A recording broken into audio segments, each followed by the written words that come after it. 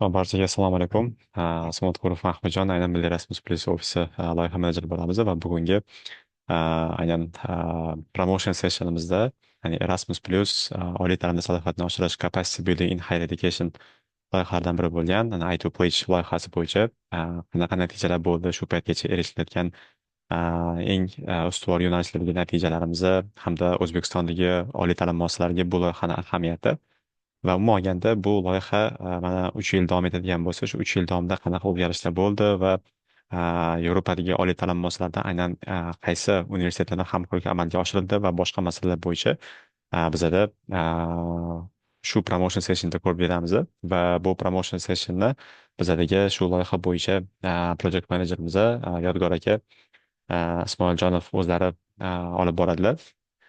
Prezentatsiyamiz hozir Zoom demonstratsiya ekraniga qo'yildi va bizada bu sessiya yozib olinadi. Yozib olingandan keyin sizlar barchalardan shu ro'yxatdan o'tgan email orqali yana yozib olingan versiyasiga boramiz. Keyinroq ham ko'rib chiqishinglar mumkin bo'ladi bu yozib olingan sessiyani. Yodgor aka, agar tayyor bo'lsangiz, sekin boshlasak bo'ladi aka. Hop, bir daqiqa.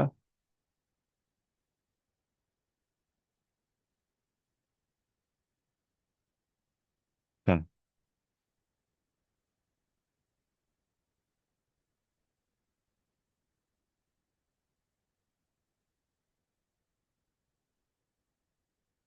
hozir bir daqiqa.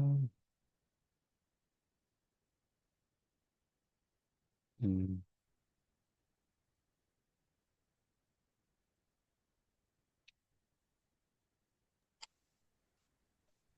marhamat. Assalomu alaykum. Ovozim boryapti. Ha, ishlayapti. Assalomu alaykum. Ismim Yodgorbek. Andijon davlat texnika institutida ishlayman. Demak, biz ushbu loyihani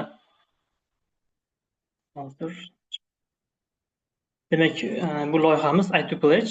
Qisqa qilib aytganda, O'zbekistonda tibbiyot muhandisligi bakalavr dasturini qayta ko'rib chiqishga bag'ishlangan loyiha.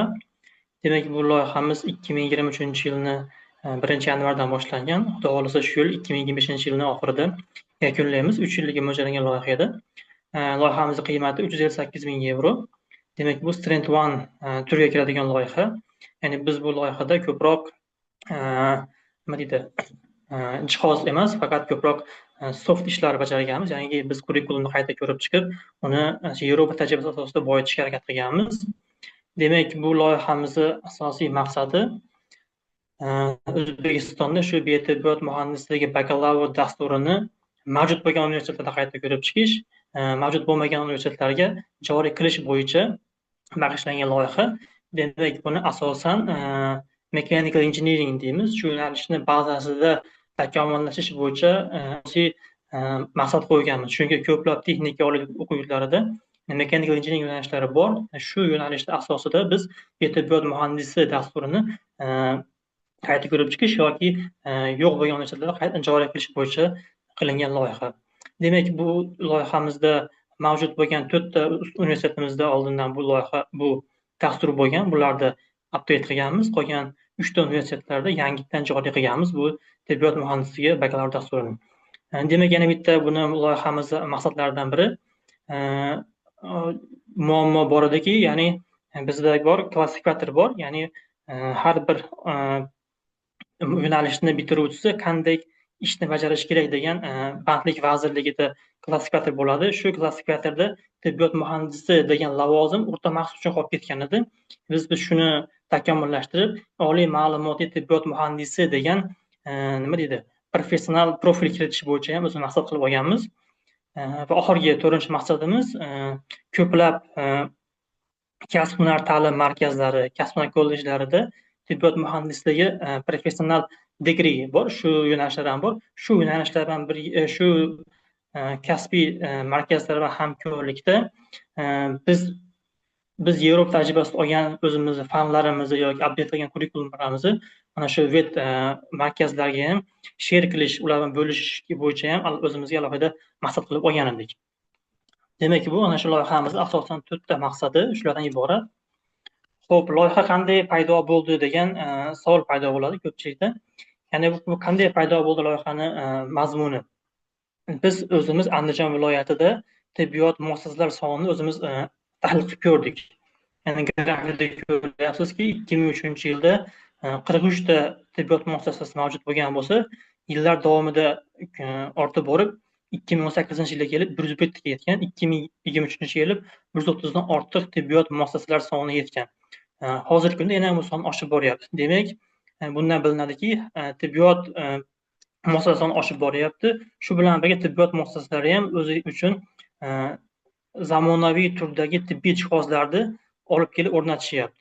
Demak, bu bilan bir jarayonda tibbiyot muhandisiga, ya'ni unda shu tibbiyot muassasalarida tibbiy jihozlar ishlaydigan muhandisga ham talab yuqori bo'layotganligini anglatadigan grafik.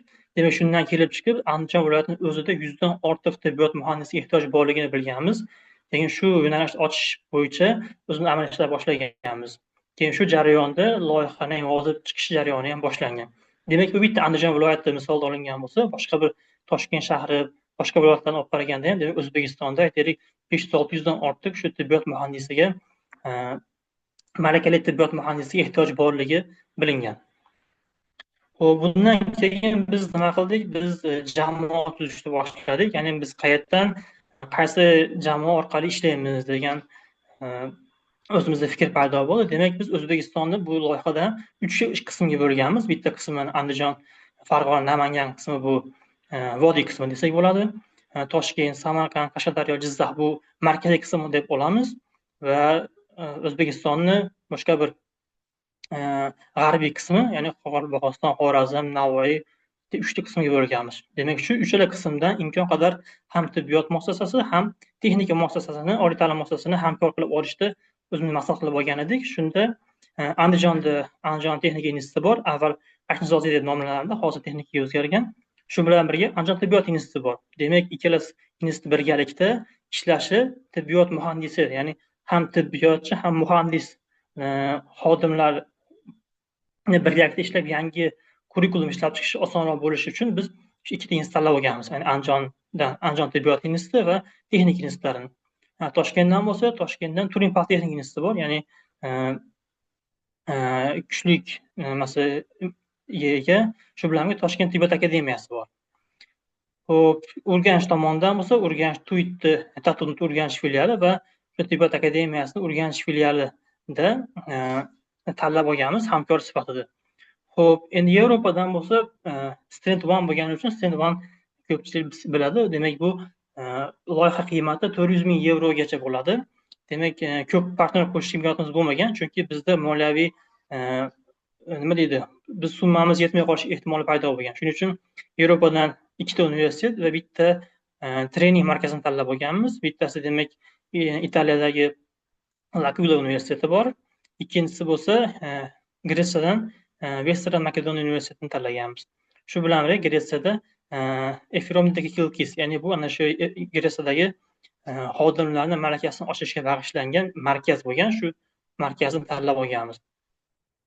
Shu orqali biz konsortium paydo bo'ldi. Shu konsortiumda biz loyihani amalga oshirishni boshladik. Xo'p, demak, loyihamiz o'tgandan keyin, moliyaviy tasdiqlangandan keyin loyihamiz birinchi uchrashuv Toshkentda bo'lib o'tdi. Demak, Toshkent texnika institutida loyihani birinchi mitingi, kick-off mitingi bo'lib o'tgan. Demak, bunda ana shu Yevropa ittifoqini O'zbekistonda elchisi, shu bilan birga NEO Milliy Erasmus ofis xodimlari qatnashgan, loyihaning barcha a'zolari qatnashgan. Demak, kick-off miting loyihani rasmiy ochilish marosimi bo'lib o'tgan. Xo'p, undan keyin ochilish marosimidan keyin ikkinchi asosiy mitingimiz bu trening hisoblangan. Gretsiyada bo'lib o'tdi. Mana shu University of Western Makedoniyada bir haftalik trening bo'lib o'tgan. Bunda O'zbekistondan 20 tadan ortiq o'qituvchilar, mutaxassislar qatnashib, Yevropadagi bor tajribani o'rganishga harakat qilganmiz. Xo'p, bu yerda kurikulum mana ham qo'ydim. Ya'ni biz bu yerda qanday bilimlarga ega bo'ldik. Ya'ni o'sha yerda borganda, demak, bu yerda bor bo'lgan mana Quiz Biomedical Engineering, demak, biotibiyot muhandisi Yevropada qanday nomlanadi, qanday ish amalga oshiradi deb turib, o'sha yerda mana Imperial College of Londonda bitta professor bizga bu sohani asl mag'zi nimaligini tushuntirib berishga harakat qilgan. Shu bilan birga bu yerda mana Boston University, ya'ni AQShdagi Boston universitetidagi professor u yerdagi tibbiyot muhandisligini vazifasi qanday faoliyat olib borish haqida o'zini tajribalarini o'rtoqlashgan. Shu bilan birga biz mana shu miting doirasida, trening doirasida tibbiyot muhandisligini qanday shakllantirish kerak kurikulumlarni shu bo'yicha dastlabki bilimlarni olganmiz. Shu bilan birga o'sha yerda o'zimiz olib borgan bizda mavjud kurikulumlar bilan Yevropada mavjud kurikulum o'rtasida tafovutlarni ko'rganmiz. Ya'ni bizga qaysi fan kerak emas, qaysi fan kerakdir. Shuni birinchi treningda bahslashganmiz, ya'ni shu yerda muhokama qilganmiz. Xo'p, bundan keyin asosiy yana bitta loyihamizni bitta qismi, ya'ni Yevropaga borib o'sha tajriba orttirgan professorlar o'zlarini oliy ta'lim muassasasida ham nechtadir professorga o'rgangan bilimlarini ulash bo'yicha vazifa egallangan edi. Har bir partner universitet o'zini universitet jamoasiga o'rgangan tajribalarini o'rtoqlashish bo'yicha retraining aktivitelar amalga oshirganmiz. Demak, bu 3 kunlik, 2 kunlik bo'lgan, mana shu 18 soatga mo'ljallab turib, har bir universitet jamoasiga treninglar o'tkazib berilgan. Undan keyingi ikkinchi treningimiz 2025-yil may oyida bo'lib o'tdi. Bu ana shu Italiyaning L'Aquila shahrida bo'ldi, ya'ni Grand Holder universiteti bazasida shu 3 kunlik trening bo'ldi. Ya'ni bulardagi sharoitlarni o'rganildi. Bizdagi yakunlangan kurikulumlarni muhokama qildik bu hamkorlar bilan birgalikda. Bu asosiy mitinglar shulardan iborat bo'lsa, endi keyingi mitinglar har bir universitet o'zi ixtiyoriy ravishda konferensiyalar yoki uchrashuvlar tashkil qilgan. Ulardan endi o'zimiz misolimiz tariqasida biz Andijon texnika institutida bitta konferensiya qilganmiz, xalqaro konferensiya, demak 2024-yil iyul oyida o'zimizni loyihalar doirasida kelgan professorlar bilan birgalikda ana shu tibbiyot muhandisligini O'zbekistonning holati qanday, qanaqa muammolarimiz bor, biz qanday kelajakda buni rivojlantira olamiz degan mavzuda xalqaro konferensiya qilganmiz. Demak, 10 ga yaqin xorijiy mamlakatdan kelgan professorlar shu bilan Zoom orqali qatnashganlar ham bo'lgan. Ya'ni o'zimizdagi muammolarni ko'rishga yordam bergan bular. Undan keyingisi 2025-yilda fevral oyida bo'ldi. Biz birinchi milliy dissemination meeting qildik. Bizning vazifamiz ham bor edi shunaqa. Ya'ni biz Andijon texnika instituti biz dissemination qismiga mas'ul edik. Ya'ni biz ma'lum bir loyihada erishgan natijalarni ommaga olib chiqish uchun birinchi milliy dissemination meeting amalga oshirganmiz. Unga asosan tibbiyot muassasa vakillarini taklif qilganmiz ko'proq. Ya'ni biz shu loyihani amalga oshiryapmiz, shuni kurikulum ishlab chiqyapmiz. Sizlardagi talablar, takliflar bo'lsa o'rtoqlashamiz degan maqsad chaqirib, demak o'sha bir kunlik katta miting o'tkazilib, shunda tibbiyot muassasalari xodimlari, shifokorlar, shu bilan xususiy tibbiyot sohasi vakillari, tibbiy jihozlarni xorijdan olib keladigan xodimlarni jalb qilib, shular bilan miting amalga oshirganmiz. Bu asosan amalga oshirilgan ishlar bo'lsa, endi loyiha doirasida qilingan boshqa bir qism, ya'ni dissemination qismida biz loyihani veb-saytini ishlab chiqqanmiz. Demak, bu i2pledge.uz, demak loyiha haqidagi asosiy ma'lumotlar, yangiliklar, shu bilan birgalikda erishgan natijalar hammasi shu loyiha veb-saytiga joylab boriladi. Qiziqarlar bemalol kirib foydalanishi mumkin bo'ladi. Shu bilan birga boshqa social medialar, ya'ni ijtimoiy tarmoqlarda ham o'zimizni kanallarimizni ochganmiz. Ya'ni i2pledge deb qidirilsa, YouTube'da ham YouTube sahifamiz bor. Bu yerda o'zimizga oid bo'lgan yangiliklarni, ko'proq intervyular bo'ladi. Ya'ni o'zimiz ham Andijon uylar televideniyasi hamkorlikda Najot bo'limida degan Andijon televideniyasini katta dasturi bor. Shunda aynan 1 soatlik nimasini shu Andijon texnika institutida tibbiyot muhandisligi yo'nalishini rivojlanishiga oid bo'lgan katta bir dastur tayyorlaganmiz. Shuni ham YouTube sahifamizga yuklaganmiz. Ya'ni bizda bu yo'nalish qanday rivojlanyapti, hozir qaysi pog'onadamiz, keyinchalik nima qila olamiz degan savollarga to'liq javob berilgan shunda. Keyin shu bilan birga bizning bitiruvchilarimiz ham bor. Ular haqidagi ularning fikrlari, ularni ilmiy ishlarini shu YouTube sahifamizda joylab boramiz. Shu bilan birga Telegram sahifamiz ham bor. Ya'ni Telegram sahifamizda ham shu loyihani haqidagi ma'lumotlar, yangiliklar doimo joylab boriladi. Va so'nggisi Facebook sahifamiz. Facebookda Pledge o'zimiz sahifamiz bor. O'sha yerda loyiha haqida ma'lumotlarni joylab boramiz. Linklari pastda berilgan. Qiziqqanlar kirib, ko'rib foydalanishi, fikr bildirishi ham mumkin. Xo'p, shu bilan birga bu loyiha faqat o'zi i2Pledge loyihasidan tashqari boshqa loyihalar bilan hamkorlikda ishlab borganmiz. Ya'ni Uzmeden degan loyiha ham bor. Bu ham tibbiyot muhandislik sohasida magistratura dasturini ishlab chiqishga bag'ishlangan loyiha. Shu loyiha bilan birgalikda Pledge va Uzmeden loyihasini imkon qadar bir xil pog'onada olib ketishga harakat qilganmiz. Chunki Uzmeden loyihasida ham bir nechta Pledge loyihasida bor bo'lgan universitetlar Uzmeden loyihasida ham bor. Ya'ni biz shunday qilmoqchi bo'ldikki, Pledge'da qilingan kurikulumlar Uzmeden loyihasida takrorlab qolmasin degan maqsadda ikkalamiz hamkorlikda qaysi fanlarni bakalavr dasturiga qo'yyapmiz, qaysi fanlarni magistratura dasturiga qo'yamiz. O'rtada qanday bog'liqlik bo'lishi kerak.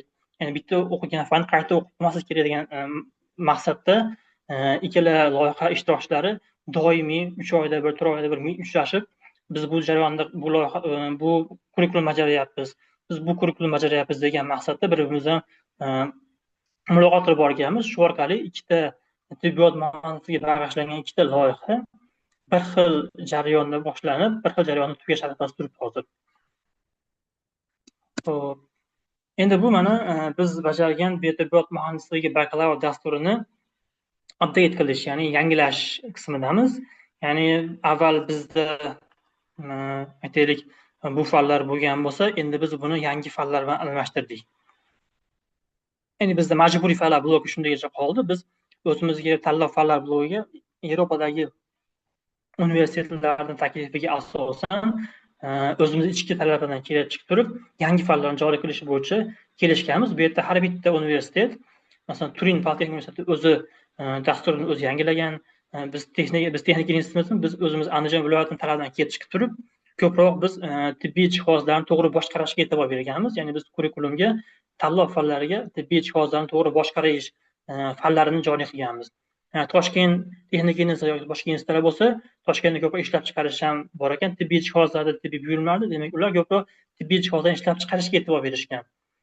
Shu bilan birga Urganch tomon bo'lsa, ular ham tibbiy jihozlarni to'g'ri boshqarishga e'tibor berishgan. Ya'ni har bitta mintaqani o'zinidan kelib chiqib turib, fan dasturlarini, kurikulumlarni shunga qarab tuzishga harakat qilganmiz.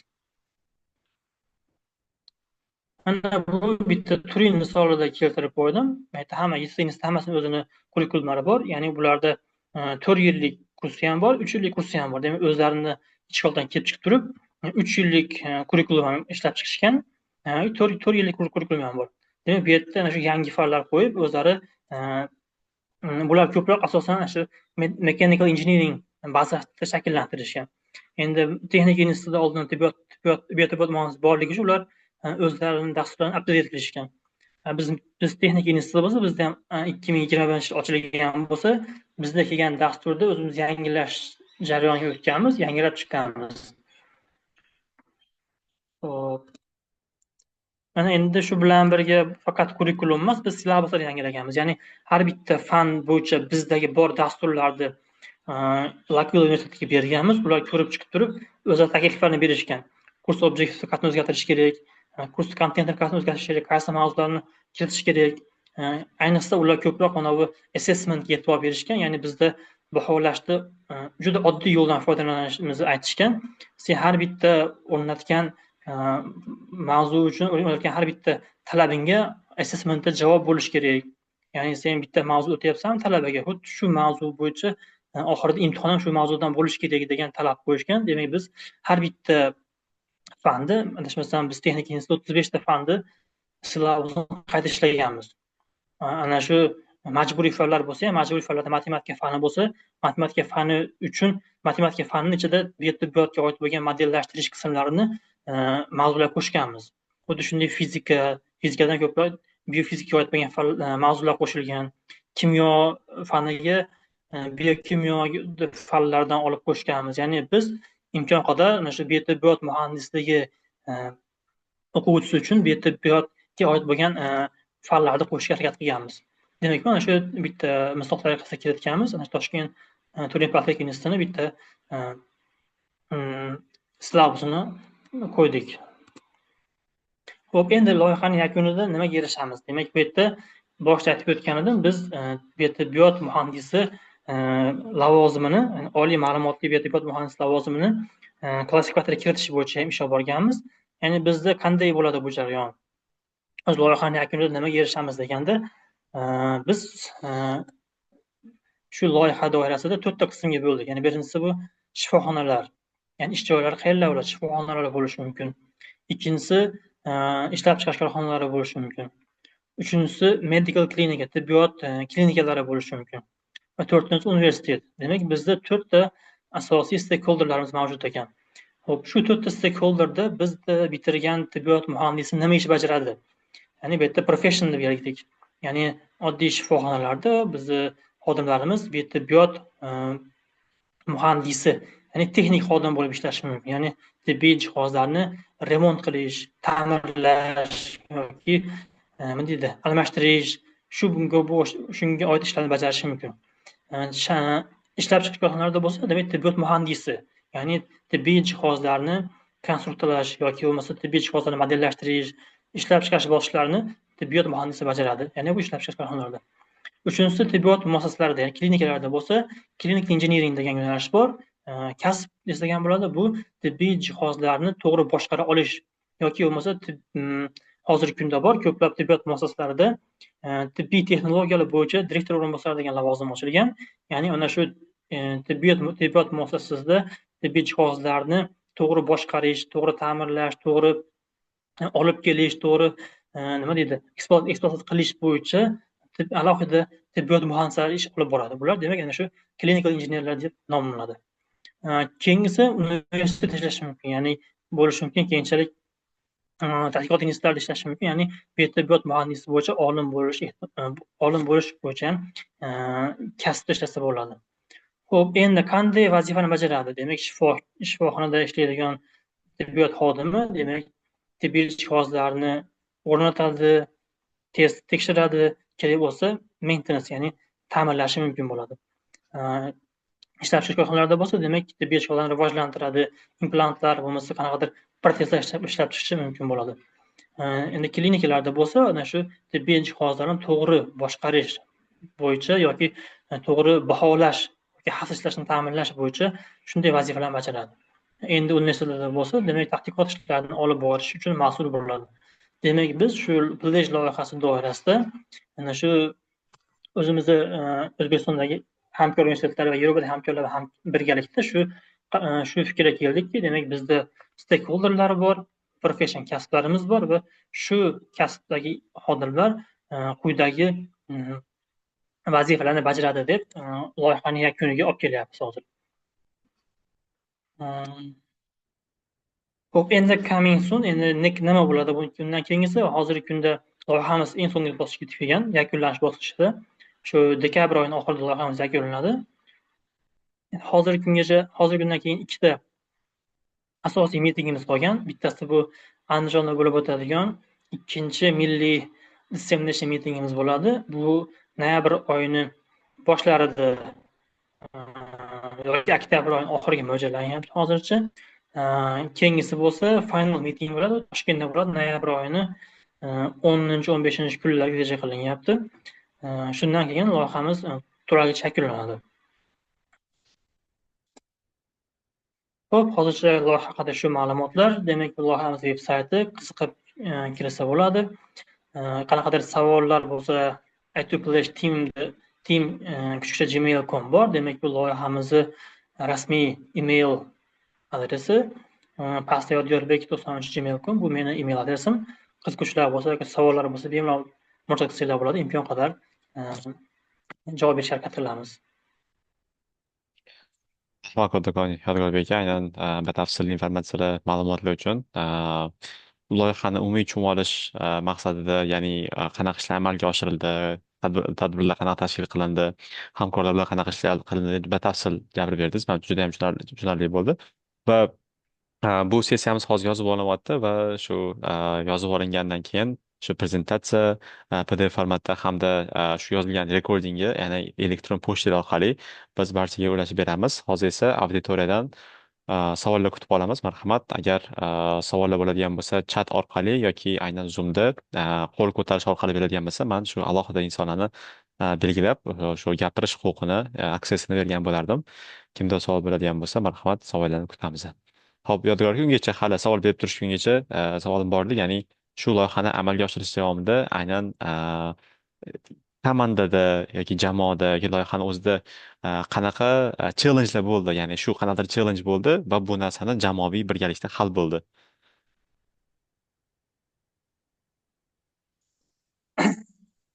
Savol uchun katta rahmat. Demak, loyihamiz o'zi Student One bo'lgan. Ya'ni loyihamiz biz Student One'da bo'lgani uchun jihod sotib olish imkoni bo'lmagan. Ko'pchilik universitetlar nima qildiki, biz jihod sotib olmasak, bizga loyiha nima keragi bor, ishlamaymiz degandek nima deydi, o'zini fikrini bildirishgan. Shu paytda o'zi boshida shunday plan qilgan edik. Loyihani ikki qismga bo'lgandik. Student One'ga topshiramiz, birinchi biz kurikulum ishlab chiqib olamiz. Student 2 ga topshiramiz. Keyingi loyiha yakunlangandan keyin biz uni jihod sotib olamiz degan qanaqa nimani oldiga surganmiz, g'oyani. Keyin hamkorlarga tushuntirdik. Demak, bu birinchi qismida biz kurikulum ishlab chiqib olaylik, keyingi qismida sizlarga jihod sotib olishdan alohida bir loyiha yozamiz deb aytganmiz. Ular nima deydi, xursand bo'lgan. Shu bilan birga qiyinchilik bo'lgan joyi nimasida bo'ldi? Institutlarda nimasi o'zgardi ko'p, institutlarda holati, ya'ni Toshkent TATUni Urganch filiali Urganch davlat universitetiga qo'shilib ketib qoldi. Bizning institutimiz nomi boshqa institut nomiga o'zgardi. Shu jarayonda ozgina tushunmovchiliklar bo'ldi. Yevropa tomonidan tushunmovchilik bo'ldi ozgina.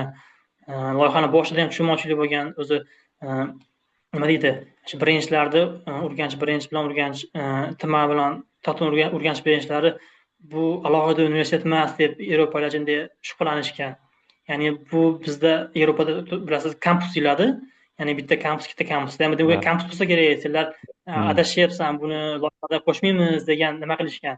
Yo'q deb tushuntirdik. Yo'q, bular kampus, bular alohida buxgalteriya, alohida shu alohida bularni alohida o'zini boshqaruvchisi bor deb tushuntirganmiz. Keyin ha deb keyin davom etkazishgan. Tushunarli, rahmat, juda ham qiziqarli bo'lgan ekan. Ho'p, demak bizada savolimiz kelib tushdi, ya'ni chat orqali hozir savol bermoqchilar. Yana sizga hozir ovoz gapirish huquqini beraman. Ra'no Abduvaitova, marhamat, gapirishingiz mumkin. Assalomu alaykum. Va alaykum assalom. Men O'zbekiston Milliy universiteti siyosatshunoslik yo'nalishi 3-bosqich talabasiman va bu yil kelayotgan 6-semestr, ya'ni bahorgi semestr uchun aynan Erasmus Plus granti orqali exchange qildirishga topshirmoqchi edim. Hozir savolim, bu Erasmus Plus grantiga topshirish uchun meni universitetim qaysidir o'sha Yevropadagi universitetlar bilan shartnoma qilgan bo'lishi shartmi? Ya'ni faqatgina o'sha shartnoma qilingan universitetlargagina agar nomzodim to'g'ri kelsa qabul qilinishi mumkinmi? Agar shartnomamiz bo'lmasa qabul qilina olmaymizmi? Rahmat savolingiz uchun. Men bevosita javob berib ketaman. Bu savol to'g'ridan to'g'ri hozirgi sessiyamiz uchun emas, lekin umumiy Erasmus Plus bo'lgani uchun Yodbek aka, ma'zur tutmasangiz, men shu narsani javob berib ketsam. Ya'ni O'zbekiston Milliy universitetida va boshqa oliy ta'lim muassasalarida aynan xalqaro kredit mobillik, ya'ni ICM dasturlari asosida akademik exchange qilish dasturi imkoniyatlari mavjud. Buni faqatgina shu universitet boshqa Yevropadagi hamkor universitetlar bilan o'zaro ICM shartnomasi bo'lgandagina, ya'ni talabalar, o'qituvchilar almashinuv amalga oshirishi mumkin bo'ladi. Bu qaysi universitetlar bilan hamkorlik amalga oshirilganini bilish uchun albatta universitetingizda xalqaro bo'limga murojaat qilib turib, ya'ni qaysi davlatga, qaysi o'qishga va qanaqa tartibga ketish bo'yicha ma'lumot olsangiz bo'ladi. Bu faqatgina universitetda xalqaro bo'limi orqali amalga oshirish mumkin bo'lgan narsalar. O'ylaymanki, bu bo'yicha batafsil ma'lumot topib olasiz. Agar mabodo Erasmus dasturlarida boshqa loyihalar, imkoniyatlar bo'yicha ma'lumot olmoqchi bo'lsangiz, bizada yana axborot sessiyalari tashkil qilinadi va shu fursatdan foydalanib aytib ketmoqchi edik, ya'ni 8 sentyabr kuni aynan Milliy Erasmus ofisida ochiq eshiklar kuni tashkil qilinadi va bunda ham aynan talabalar, o'qituvchilarimiz va professorlarimiz kelib turib ofisimizga aynan Erasmus dasturida qatnashish bo'yicha savollarga javob olishligi mumkin. Ho'p, rahmat kattakon Ra'no savolingiz uchun. Bizada hozir yana bitta savol kelib tushdi. Bu bizani chatimizdan. Demak, assalomu alaykum. Tibbiyot muhandisligi mutaxassisliklarida nafaqat texnik bilim, balki klinik jarayonlarni ham tushunish talab qilinadi. Talabalar o'qish davomida qanday amaliyotlar bilan ta'minlanadi deb aytgan ekan. Yodgor aka, shunga javob bersangiz. Savol uchun katta rahmat. Demak, biz tibbiyot muhandislik dasturi ishlab chiqayotganda Andijon tibbiyot instituti bilan hamkorlikda ishlab chiqqanmiz. Demak, biz bu yerda tibbiy fanlarni ham qo'shganmiz kurikulumga. Bu fanlarimiz agar mana hozir share qilaman. Demak, hozir biz mana shu qayta ishlab chiqqan dasturimiz bu yerda tibbiy fanlar, tibbiyot fizikasi, ya'ni biz fizika emas, tibbiyot fizikasiga ko'proq urg'u berganmiz. Kimyo emas, biokimyo. Hop, shu bilan birga odam anatomiyasi fanimiz bor, odam anatomiyasi, odam fiziologiyasi degan fanimiz bor, topografik anatomiya, shu bilan birga medical imaging deymiz, tibbiyot vizuallashtirish, tibbiyot asoslari. Ya'ni biz ko'proq tibbiyot muassasalari bilan hamkorlikda amalga oshirganimiz uchun tibbiyot fanlarini ham joriy qilganmiz kurikulumga. Bu yerda ko'rganimiz to'qima gen injeneriyasi, biotibbiot texnologiyalar, telemeditsina degan fanimiz bor, tibbiy texnologiya menejmenti.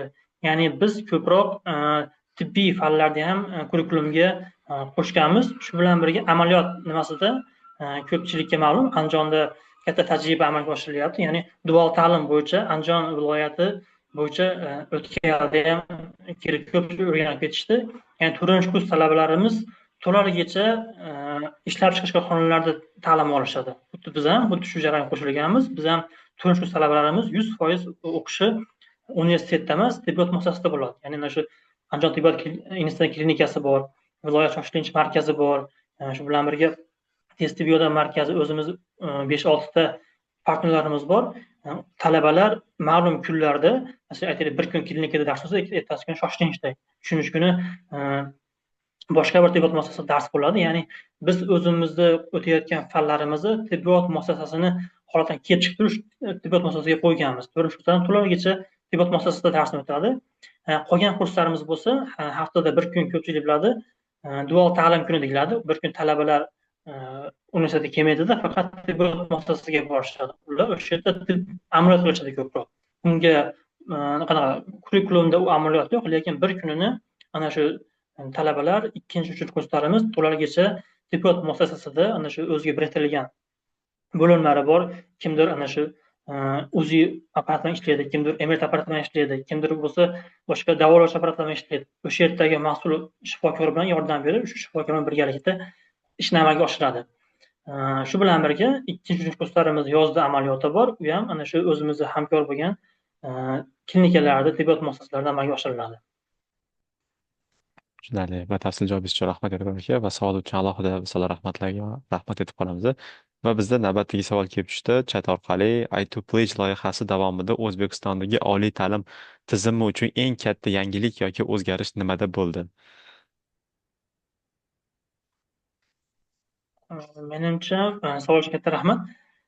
I2Pledge loyihasida avval ko'p loyihalar qatnashganman. Qatnashgan loyihalar ko'proq oliy ta'lim tizimini modernizatsiya qilishga bag'ishlangan bo'lardi, lekin aynan men ma'lum bir dasturni qayta ko'rib chiqish bo'yicha loyihada qatnashmagandim. Bu birinchisi bo'ldi. Ya'ni men shu jarayonda o'zimizda bor bo'lgan 35 ta fanni silabusini o'zbekcha bo'lgan hammasini uncha tarjima qilib itallarga berganman. Ular ko'rib chiqib Zoomda soatlab gaplashardik. Mana bu fanni nimaga bu mavzu qo'yishding, mana bu fanga nima bu mavzu qo'yishding deyardi. U menda shunaqa fikr paydo bo'ldiki, ana shu ko'p fanlarimiz hozirgacha nima deydi, rivojlanmagan, yangilanmagan qismlarni ko'rdim. Ya'ni men so'raganman, shu kafedralarda matematika fanini bering, men shuni beraman desam, ular yig'ib berishgan. Matematika, fizika, umuman texnika fanlari, shu bilan birga bunaqa ijtimoiy fanlardan kurikulumdan olganman, nima silabuslarni yoshlarda o'qib chiqib, ichini ko'rish jarayonida o'zim ham birinchi hayron bo'lgan, bu fanda nima keragi bor ekan, bu mavzu nima keragi bor ekan deb o'ylagandim. Keyin buni Yevropaliklarga berganman. Ular ko'rib ham hayron qolgan, bu mavzuni kerak emas buni kreditni kamaytirish, uni munofiani qo'shish, yangi fan deb turib bizga ana shu klinik fanlarni, tibbiy fanlarni, keyin mana telemeditsina degan fan bor. Shunga o'xshagan fanlarni, keyin tibbiyot sun'iy intellekt degan fan bor. Ular bizga taklif qilishdi. Bu fanlar qo'shsang, senlarga tayinlagan muhandising, injenering nima deydi, bilimliroq, malakaliroq bo'ladi degan bir taklif berishdi. Shu fanlarni ularni tajribasi asosida fanlarni kurikulumga qo'shdik. Xudo xohlasa mana yaxshi bo'ladi degan umiddamiz endi. Rahmat kattakon savol uchun hamda javob uchun. Hop, bizada yana agar savollar bo'ladigan bo'lsa, marhamat, chat orqali yozib qoldirsanglar bo'ladi. Salat Oyilovada rahmat kattakon yozdilar. Albatta, sizga ham rahmat savol uchun. Hop, savollar boshqa yo'q. Rahmat kattakon Yo'lbek aka, sizga ham aynan bugungi sessiyani tashkil qilishda chin ko'ngildan yordam berib turganingiz uchun aynan Milliy ofis Erasmus Plus ofisi jamoasi nomidan sizga alohida minnatdorchilik bildirib qolamiz. Xudo xohlasa mana oldinda turgan aynan Pledge loyihasi hamda O'zmedin loyihalarini oxirgi bo'ladigan sessiyalarda tayyorgarlik juda ham yaxshi ketyapti. Xudo xohlasa bu bo'yicha ham birgalikda ishlaymiz.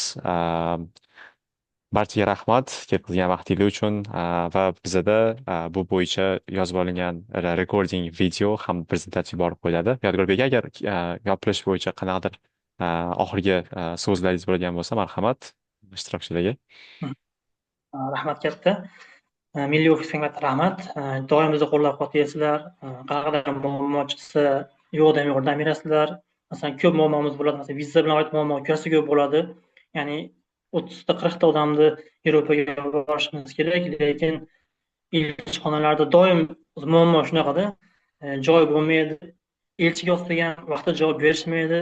Sizlarga ming rahmat. Doim sizlar chiqamiz, xat bilan chiqib, vazirlikka chiqib berasizlar, elchixonaga chiqib berasizlar, qolgan joylarga chiqib berasizlar. Sizlarning ishimiz ancha oldiga yuradi. Rahmat katta sizlarga. Biz ham doim tayyormiz. Qanaqadir yordam kerak bo'lsa, loyihani amalga oshirish jarayonida ham sizlarga ko'p suyanamiz. Rahmat katta. Bundan buyog'iga ham hamkorlikda ishlar olib bo'lamiz. Rahmat kattakon hammaga. Hammaga rahmat qatnashganligi uchun. Hozir Zoom sessiya o'chiriladi va o'shandan keyin aynan email pochta orqali bugungi sessiya bo'yicha ya'ni shu prezentatsiyalar yuborib qo'yiladi. Barchaga rahmat. Rahmat katta, sog' bo'ling.